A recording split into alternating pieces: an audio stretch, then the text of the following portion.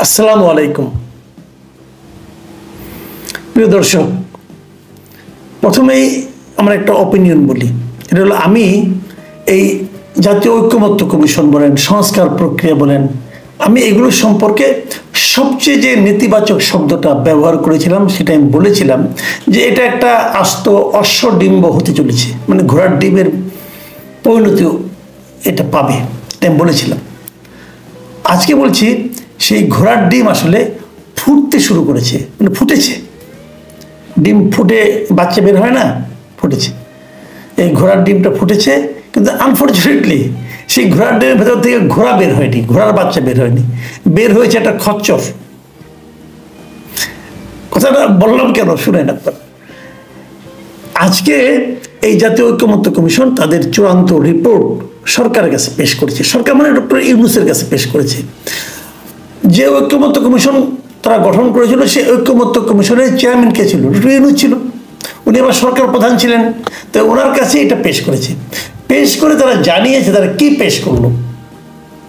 সেখানে অনেকগুলি কথা আছে, তারা কি কি যোগ করছে, কি কি যোগ বিয়োগ করছে, অনেক কিছু বলেছে। অত ডিটেল আমি যাবো না, তাহলে অনেক সময় লাগবে, অত আলোচনা। আমি কতগুলি চুম্বক পয়েন্ট আপনাদেরকে বলি। প্রথম দায়িত্ব দেওয়া হয়েছে যে এইটা বাস্তবায়নটা কীভাবে হবে এবং এই বাস্তবায়নের জন্য কি করতে হবে সেটা তারা সরকারকে বলেছে যে আপনারা একটা জুলাই জাতীয় সনদ, সংবিধান সংস্কার বাস্তবায়ন আদেশ 2025 এরকম একটা জারি করবেন। তো জারি করলেই তো হবে না, তারপর সেটা রাষ্ট্রপতির কাছে পাঠাবে, রাষ্ট্রপতি সেটা সিগনেচার করবে, তখন সেটা অধ্যাদেশ আকারে কার্যকর হবে। আদেশটা কি? যে জুলাই জাতীয় সনদ সংবিধান সংস্কার বাস্তবায়ন আদেশ। আচ্ছা, তারপরে এই যে ইলেকশনটা হয়ে যাবে, এই ইলেকশনে যারা নির্বাচিত হবেন তারা সংবিধান সংস্কার পরিষদ নামে চিহ্নিত হবে এবং তাদের একটা সাংগঠনিক ক্ষমতা দেওয়া হবে, গাঠনিক ক্ষমতা দেওয়া হবে, কনস্টিটিউয়েন্ট পাওয়ার তাদেরকে দেওয়া হবে। সেই পাওয়ার দিয়ে তারা কি করবে? তারা জুলাই সনদ অনুযায়ী, জুলাই সনদের মধ্যে যে সমস্ত কথা বলা হয়েছে যে সংবিধানকে এভাবে সংশোধন করতে হবে, সংবিধানে এই ধারা বাদ যাবে, এই ধারা যুক্ত হবে, এই যে মানে জুলাই সনদের মধ্যে আছে, এই সবগুলি তারা বাস্তবায়ন করবে। কে করবে? এই যারা ইলেক্টেড হবে এমপি, তারা যাদের নতুন নাম হবে সংবিধান সংস্কার পরিষদ। এই সংবিধান সংস্কার পরিষদ এই কাজটা 270 দিনের মধ্যে তারা বাস্তবায়ন করবে। কিন্তু আবার একটা কথা আছে যে এই যে সংবিধান সংস্কার পরিষদ, এরা কিন্তু নিজেদের মতো করে কিছু পরিবর্তন করতে পারবে না। নিজেদের ইচ্ছা অনুযায়ী, নিজেদের চাহিদা অনুযায়ী, নিজেদের আলোচনা অনুযায়ী তারা কিন্তু কোনো কিছু পরিবর্তন করতে পারবে না। এই জুলাই সনদে যেটা দেওয়া আছে সেটাই বাস্তবায়ন করতে হবে, এর বাইরে তারা কিছু করতে পারবে না। ভাই আমি হাসতেছি এই কারণে, মানে এদের ছেলে মানুষের কণ্ড কারখানা দেখে আসলে হাসি থামাতে পারছি না আমি। কতগুলি এনজিওর প্রতিনিধি, এই বদির আলম মজুমদার এনজিও করে ভাই, হ্যাঁ, এই ডক্টর আলী রিয়াজ আমেরিকার একটা ইউনিভার্সিটির টিচার, সে এখানে আসছে। মনির হায়দার বাংলাদেশে সাংবাদিক ছিল, আমেরিকায় চলে গেছে। লোকগুলি তো এরা না, এরা মিলে একটা নিয়ম কানুন করবে, সেটা মানবে কে? ওই জনগণ যাদেরকে নির্বাচিত করবে, জনগণ যাদেরকে নির্বাচিত করবে দেশ পরিচালনার জন্য, যারা জনগণের প্রতিনিধি, তারা এদের এই করে দেওয়া কাজের বাইরে যাইতে পারবে না। তাহলে বেটা তোমরা যাও না, যাই ইলেকশন করে পাস করে আসো, যাও। এই যে লোকগুলির নাম বললাম, এরা বাংলাদেশের যে কোনো একটা আসন থেকে যদি ইলেকশন করে তাদের জামানত পর্যাপ্ত না হয়, তাহলে আপনি আমাকে বলেন যে সমস্ত ব্যক্তির জনগণের কাছ থেকে জামানত রক্ষা করার ক্ষমতা নাই, তারা সিদ্ধান্ত নিচ্ছে এই যেগুলি করে যাচ্ছে এইটাই তোমাকে পালন করতে হবে, এইটাই বাস্তবায়ন করতে হবে, এর বাইরে তুমি যেতে পারবে না। কাকে বলতেছে? যারা জনগণের প্রতিনিধি তাদেরকে বলতেছে। কি হবে? মানে অধ্যক্ষতাকে সীমা। সেই জন্য আমি বলেছি যে ছিল ঘোড়ার ডিম, এখন ওখান থেকে বাইরে একটা খচ্চরের বাচ্চা হয়েছেটা কি বলেন? এটা তারা এভাবে বলতে পারে? একটা জাতীয় সংসদের নির্বাচিত সদস্যদেরকে তারা এইভাবে বলে দিতে পারে তোমরা এটাই করতে হবে? এবং তারপরে আবার আরো বলছে যদি 270 দিনের মধ্যে এটা তারা বাস্তবায়ন না করতে পারে, এই যে সংস্কার কর্মসূচিগুলো যদি বাস্তবায়ন করতে না পারে এই যে সংবিধান সংস্কার পরিষদ, তাহলে এই যে প্রস্তাব যেগুলো আছে এগুলো অটোমেটিক বাস্তবায়িত হয়ে যাবে। অটোমেটিক, অটো, মানে পাগলামির একটা সীমা থাকা দরকার। তাহলে অটো ওই পর্যন্ত নেওয়ার দরকার কি? এখন বলে দিলেই হয় আমরা যেটা করছি এটি আইন, জনগণ আপনাদেরকে প্রশ্নও করবে না আপনারা কারা, থাইকেন ওই পর্যন্ত। আপনাদের প্রতি অনুরোধ, আলিয়া সাহেবের অনুরোধ, আপনি থাইকেন ওই পর্যন্ত, দেখেন আপনি এটা কি পরিণতি হয়। তখন তো থাকবেন না, দুদিন পথে আমেরিকা চলে যাবেন। যাও, এখন এইগুলি হচ্ছে। এখন এইগুলি হওয়ার পর শেষ পর্যন্ত কি হবে? যেমন আমি আমি আমি যে একটা জায়গায় একটু পড়া শোনাই আপনাদেরকে, আমার হাসি লাগতেছে এখানে, যে যে জাতীয় সংসদ যেটা হবে, যে জুলাই সনদ অনুযায়ী সংবিধান সংস্কার পরিষদকে সংবিধানে পরিবর্তন আনতে হবে, যে কথা আমি বললাম। সেক্ষেত্রে চাইলেও আগামী জাতীয় সংসদ তাদের ইচ্ছে মতো সংবিধানে পরিবর্তন, পরিবর্ধন, পরিমার্জন, সংযোজন, বিয়োজন করতে পারবে না। তারা কেউ কিছু করতে পারবে না, সমস্ত ক্ষমতা আলী রিয়াজের হাতে।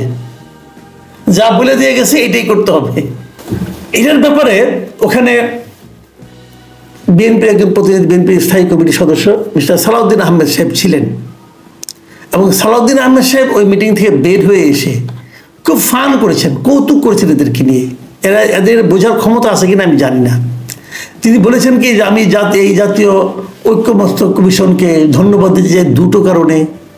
এক নম্বর কারণ হলো যে তারা তাদের এই প্রক্রিয়া বা কার্যক্রমকে সমাপ্ত করতে পেরেছেন। মানে কি, এটা সমাপ্ত হতো না, ওনার ধারণা ছিল এটা বোধহয় অনন্তকাল ধরে চলবে, কিন্তু না, তারা এটা শেষ করতে পেরেছেন। তারা খুব খুশি, এই জন্য ধন্যবাদ দিচ্ছে। আরেকটা ধন্যবাদ দিচ্ছেন কেন, সেটা আমি ওনার বক্তব্যটা হুবহু পড়ে শোনাই, যে এবার ধন্যবাদ দিচ্ছি কারণ তারা জাতীয় ঐক্যমত্য প্রতিষ্ঠার বদলে জাতীয় অনৈক্য প্রতিষ্ঠার একটা প্রচেষ্টা গ্রহণ করেছেন। আমরা যে জুলাই জাতীয় সনদ সই করেছি, সেই সনদ বহির্ভূত অনেক আদেশ ঐকমত্য কমিশনের সুপারিশে সংযুক্ত করা হয়েছে। এটা কিন্তু একটা মারাত্মক অভিযোগ।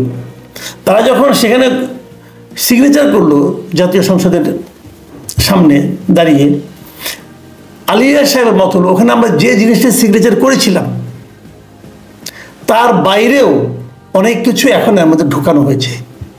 তো সেগুলো তো ওরা সিগনেচার করেন নাই, যেগুলি ওনারা সম্মত হন নাই সেগুলো কোন বিবেচনায়, কিভাবে, কেন, কোন এখতিয়ারে এই সুপারিশে ঢোকানো হলো? আলিয়া সাহেবকে তো জবাব দিতে পারবেন? এটা কি তার স্কুলের খাতা নাকি যেমনি ইচ্ছে আপনি দেখে দিবেন? ভাই, এই দেশের ভবিষ্যৎ আপনারা নির্ধারণ করবেন না, এই দেশের জনগণ নির্ধারণ করবে। জনগণের নির্ধারণ কি করলো সেটা জনগণের প্রতিনিধিরা বলবে, আপনারা বলবেন না। এই জিনিসটা বোঝার মতো বুদ্ধি আপনাদের মাথার মধ্যে যে নাই, এটা আমরা বুঝতে পারিনি। এবং ওই যে বললাম না যে 270 দিনের মধ্যে যদি এই কমিশনের এই সুপারিশ বাস্তবায়ন না করা হয় তাহলে স্বয়ংক্রিয়ভাবে আইনে পরিণত হবে। এটা সম্পর্কে এই ধারণাটাকে সালাউদ্দিন আহমেদ সাহেব বলেছেন এটা একটা এমন সুপারিশ হাস্যকর। অর্থাৎ ওনারা যে কাজটা করেছেন, আজকে জমা দিয়েছেন তাদের কমিশনের রিপোর্ট, সেটাকে সরাসরি তার বেশ কিছু ধারা নিয়ে আপত্তি করলো বিএনপি। বিএনপি যে অভিযোগগুলো করলো এগুলো হলো কিছু, তাদের প্রস্তাব হলো হাস্যকর। আরেকটা বিষয় হলো যে তারা যে অন্য অনেক কিছু যেগুলো তারা সম্মত হয় নাই সেগুলো যে অন্তর্ভুক্ত করেছে, এটা নিয়েও তারা আপত্তি করেছে। সবচেয়ে বড় যে প্রশ্নটা আছে সেই প্রশ্নটা হলো গণভোট। গণভোট তারা করতে যাচ্ছে এগুলোর পক্ষে, এই জুলাই সনদের পক্ষে। এবং সেখানে একটা প্রশ্ন কিন্তু সাংবাদিকটা করেছিল, যদি গণভোটে আপনাদের পড়া, যদি গণভোটে যদি না ভোট বিজয়ী হয়, যদি গণভোটে বলা হয় যে জাতীয় ঐক্যমত্য কমিশনের এই জুলাই সনদ বাস্তবায়ন দরকার নেই, তাহলে কি হবে? তখন কিন্তু আলিয়া সাহেব আবার এখানে স্বীকার করেছেন তাহলে জনগণ যা চায় তাই হবে। আমরা বরং অপেক্ষা করি কি হয় সামনে, গণভোট হয় নাকি অটো ওনাদের দেওয়া সিদ্ধান্তগুলি বাস্তবায়ন হয়ে যায়, সংবিধান পরিবর্তন হয়ে যায়।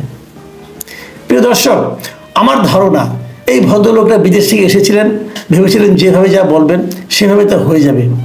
কিন্তু এদেশের জনগণ তাদের মতো এরকম বুকিশ ব্যক্তিদের, মানে বই পড়ে যে জ্ঞান, যে জ্ঞানের মধ্যে বাস্তবতার সঙ্গে কোনো সম্পর্ক নাই, এরকম জ্ঞান যে অনেক আগে প্রত্যাখ্যান করার সক্ষমতা রাখে, আমার ধারণা এবার ওনারা সেটা টের পেয়ে যাচ্ছেন।